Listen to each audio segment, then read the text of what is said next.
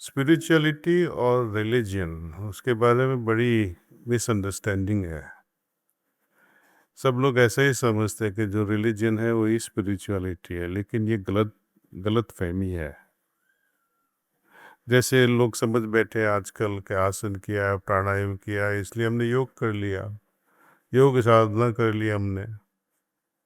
ये भी गलत है। जैसे हम होटल में जाते हैं बुफे डिनर के लिए या लंच के लिए, जो मन में पसंद आया वो कर लिया, लेकिन कंप्लीट तो नहीं कर पाते हैं।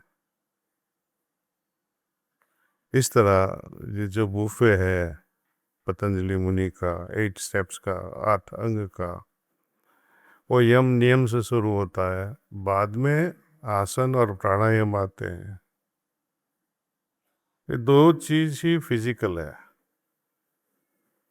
बाकी के सब मानसिक है।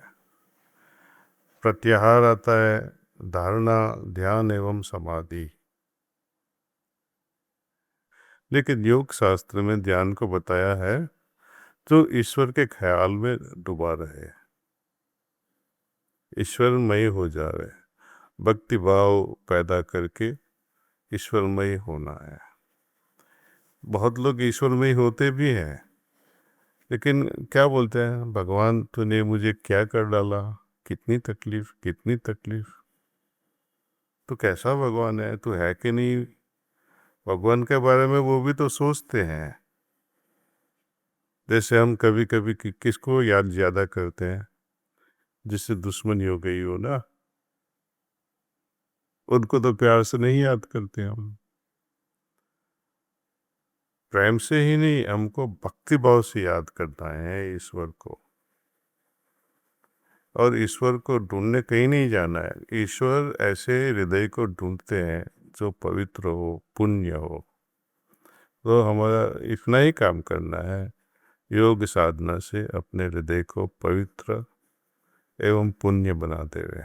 इसलिए हार्टफुलनेस प्रैक्टिस में 2-3 चीज़ खास बताइए। एक तो ध्यान करना, जिसकी वजह से हम अपने हृदय में ईश्वर को लाएं, ईश्वरीय धारा को लाएं।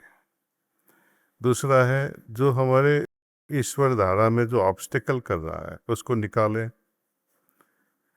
इसके लिए हम शाम की सफाई करते हैं कि जाने अनजाने में दिन में जो कुछ काम हो जाए ऐसे, उसको निकालना है। उसकी जो इम्प्रेशन बन जाती है उसको निकालना है। थर्ड थिंग जो है, खास करके रात को लेटने से पहले ईश्वर से प्रार्थना करके सो जाना है। तो ये 3 तरह की प्रैक्टिस है। उसको करने से पहले हमको खास 3-4 सिटिंग्स या मेडिटेशन सेशन कहते हैं, वो लेना पड़ता है। और ये मेडिटेशन वही लोग कर सकते हैं जो 15 साल से उम्र ज़्यादा की उम्र हो।